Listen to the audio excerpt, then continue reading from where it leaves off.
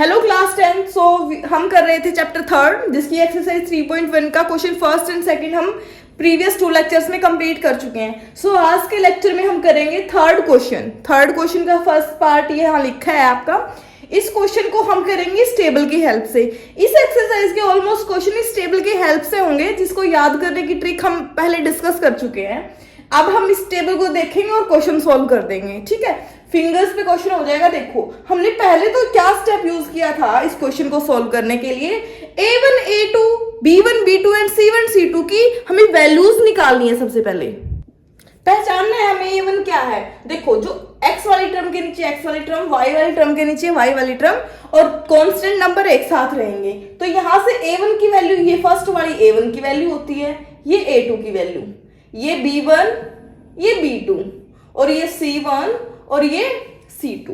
हमें पता चला कि A1 की वैल्यू 3, B1 की 2, C1 की 5, A2 की वैल्यू 2, B2 की वैल्यू -3 एंड C2 की वैल्यू है 7। अब इनको क्या करना है, इस तरह से रेशियो में लिखना है, A1 by A2, A1 by A2, B1 by B2 and C1 by C2। हमें क्या करना है, इन दोनों की वैल्यूज निकालनी है। Means 3 divide by 2, 2 divide by -3 and 5 divide by 7। ठीक है, क्या ये इसके इक्वल है? 3/2 2/3 के इक्वल? Not equal. ठीक है, और ये इसके इक्वल नहीं है तो ये भी नॉट इक्वल। तो देखो जिसमें पहला ही नॉट इक्वल टू आ गया, इसका मतलब केस नंबर सेकंड फर्स्ट बनेगा हमारा, ये वाला केस बनेगा। ठीक है, अगर हमारा ये वाला केस बनेगा तो क्या होगा फिर? इस वाले केस में हमें क्या इस क्वेश्चन में बताना है, कंसिस्टेंट है या इनकंसिस्टेंट। जो केस फर्स्ट बनाया तो हमारा क्या होगा, consistent. These lines type of solution is, तो लिख देंगे हम सॉल्यूशन इज कंसिस्टेंट। ठीक है, या फिर बोल देंगे लाइन क्या होंगी, कंसिस्टेंट होंगी। ये फर्स्ट क्वेश्चन था जिसको रेशियो में डिवाइड किया, फिर चेक किया कि केस कौन सा बनता है। फर्स्ट केस में कंसिस्टेंट, सेकंड में इनकंसिस्टेंट एंड थर्ड में कंसिस्टेंस। ठीक है, अगर इसमें ही तुम्हें ये पूछा जाए कि टाइप्स ऑफ लाइन कैसी होंगी, तो लाइंस होंगी इंटरसेक्टिंग लाइंस। ठीक है, इसका सेकंड पार्ट देखते हैं क्या है। So this is the statement of part second. First का यही रहेगा हमारा A1, A2, B1, B2 की वैल्यू। A1 ये होगा, A2, B1, B2, C1 और C2, ये वैल्यू निकाल ली हमने। अब ये वैल्यू रेशियो निकालेंगे, A1 बाय A2 यानी कि 2/4 -3/-6 एंड 8/9। ये स्टेटमेंट अपने पास, इनको फ्रैक्शंस को कट कर सकते हैं हम। देखो 2 1 जा 2, 2 2 जा 4, ये आ गया हमारे पास 1/2 और ये माइनस से माइनस कैंसिल, 3 1 जा 3 एंड 3 2 जा 6, तो ये भी किसके इक्वल आ गया, 1/2 के, और 8/9 एज इट इज आ जाएगा हमारे पास। ठीक है, तो ये देखो फर्स्ट वाली स्टेटमेंट तो इक्वल है दोनों A1 by A2, B1 by B2 के, but this is not equal, है ना, ये इसके इक्वल नहीं है। तो पहला इक्वल है, दूसरा इक्वल नहीं है, तो केस नंबर सेकंड बनेगा। देखो फर्स्ट इक्वल है, सेकंड इक्वल नहीं है, तो लाइन कैसी होंगी, पैरेलल होंगी, और सॉल्यूशन कैसा होगा, इनकंसिस्टेंट सॉल्यूशन होगा। कैसा होगा, इनकंसिस्टेंट होगा। और अगर लाइन की टाइप पूछी जाए तो लाइंस होंगी पैरेलल, ये दोनों। ठीक है, नेक्स्ट पार्ट की तरफ मूव करते हैं। This is third part of question number third. देखो यहाँ पे x के साथ ये है y एंड देन कांस्टेंट, तो फर्स्ट वैल्यू A1 होगी, ये A2, B1, B2, ये रफ में लिखना है आपको, C1 और ये C2। फिर इसको इसके डिवाइड में लिख दें 3/2/9, ठीक है, कॉमा 5/3 अपॉन -10 एंड 7/14। ठीक है, जो हमारे पास ये होता है ना, इसको 9 को 9/1 लिख लो और -10 को 10/1 लिख लेते। यहां तक तो कोई डाउट नहीं होगा आपको। ठीक है, देखो अब ये 3/2 है ना, इसको ऐसे लिख लो 3/2, और ये 9/1 है ना, कोई चीज डिवाइड में है तो ऊपर जाके ये क्या हो जाएगी, पलट जाएगी, है ना, रिवर्स हो जाएगी, रेसिप्रोकल हो जाएगा। 9/1 है तो ये इधर आके 1/9 हो जाएगा। ठीक है, कॉमा ये 5/3 और ये 10/1 है तो ये उधर जाके 1/10 हो जाएगा, -10। ठीक है, और ये 7/14 है।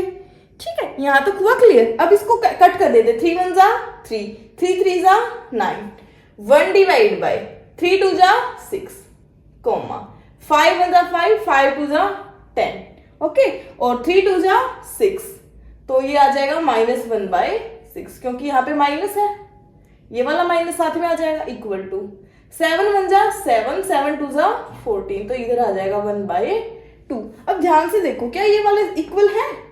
फर्स्ट वाला नंबर हमारा इक्वल है? Not equal. ये भी नहीं है इक्वल। तो अगर दोनों ही इक्वल नहीं है, फर्स्ट वाला ही नॉट इक्वल टू आ जाए हमारे पास, तो केस बनेगा फर्स्ट बनेगा, यानी कि सॉल्यूशन कैसा होगा? कंसिस्टेंट होगा, यूनिक सॉल्यूशन होगा, इंटरसेक्टिंग लाइन होगी। तो इसमें लास्ट में लिख सकते हो आप कि सॉल्यूशन कैसा होगा हमारे पास? कंसिस्टेंट सॉल्यूशन होगा। ओके, आई होप आपको इसमें कोई डाउट नहीं रहा होगा। आपको क्या करना है, 3/2 और 9/1 को क्या है ऐसे लिख लेना है, 3/2 into 1/9। Okay, let's move to our part 4। Here is part 4। देखो a1 की वैल्यू है 5। अब इसको डायरेक्ट कर दे, लिखने की जरूरत नहीं है। 5/-10, 5 divide by -7, -3 divide by 6 and 11/-22। ठीक है, अब इसको कट करते हैं। 5 1 जा 5, 5 2 जा 10, 3 1 जा 3, 3 2 जा 6, 11 1 जा 11, 11 2 जा 22। सबका आंसर क्या आ गया? 1/2, 1/2। ये माइनस साथ में, ये माइनस साथ में और 1/2, ये माइनस साथ में और 1/2। तो तीनों कैसे नंबर आ गए? इक्वल। तीनों इक्वल है तो केस नंबर 3 बनेगा। ये केस बनेगा तो सॉल्यूशन कैसा होगा? कंसिस्टेंट होगा। और लाइन कैसी होंगी? कोइंसिडेंट लाइंस होंगी। Okay, clear. अब देखते हैं इसका next part. So this is the last part of 3rd question. देखो, इसके डिवाइड में इसको लिखना होता है ना 4/3, डिवाइड में 2 लिखना है ना हमें। इस डिवाइड को 2 यहां ना लिख के हम इसको यहां लिख देंगे। ठीक है, इसको 2 को डिवाइड में लिखना है ना, तो यहां लिख देंगे, इसको यहां लिख सकते हैं। और 2/3 एंड 8/12। ठीक है, अब कैंसिल करो, 2 2 जा 4, तो ये क्या बचा? 2/3, और ये ऑलरेडी 2/3 के इक्वल है। और ये देखो हो रहा है कैंसिल, 4 2 जा 8 एंड 4 3 जा 12, तो this is also equal to 2/3। तो ये सारे इक्वल है, तो सारे इक्वल है, तो केस नंबर 3rd बनेगा हमारे पास। केस 3rd बनेगा, इसका मतलब कोइंसिडेंट लाइन होंगी, इनफाइनाइट सॉल्यूशन होगा और कंसिस्टेंट सॉल्यूशन होगा। ठीक है, हमें सिर्फ इतना ही बताना है कंसिस्टेंट है या इनकंसिस्टेंट। कंसिस्टेंट, तो ये कंसिस्टेंट होगा। ठीक है, ये था हमारा क्वेश्चन नंबर 3rd, जिसको हम इस एक्सरसाइज के सभी क्वेश्चन को इस टेबल की हेल्प से कर रहे हैं, है ना। एक बार इसको बार बार भी आप अगर रिपीट करोगे ना, बार बार हर क्वेश्चन में इसको साथ में रख के करोगे, तो आपको वैसे ही याद हो जाएगी। और हमने इसकी ट्रिक भी कर चुके हैं कि इसको इजीली कैसे याद रख सकते हैं। ठीक है, नेक्स्ट लेक्चर में हम 4th क्वेश्चन करेंगे। Okay, first of all you have to try yourself for better understanding, because जैसे कि ये क्वेश्चन था, इसमें कुछ नया नहीं किया है हमने। जैसे 2nd क्वेश्चन में किया था, लास्ट में बस ये चेक करना है, टेबल में से देख के बताना है। ऐसे ही नेक्स्ट क्वेश्चन में भी हमें करना है कि ऐसे ही रिलेशन निकालेंगे और टेबल में से देख के बता देंगे। ठीक है, आप पहले खुद ट्राई करना, और नहीं आता तो फिर नेक्स्ट लेक्चर कंटिन्यू करेंगे। ओके, कोई डाउट है तो आप पूछ सकते हो।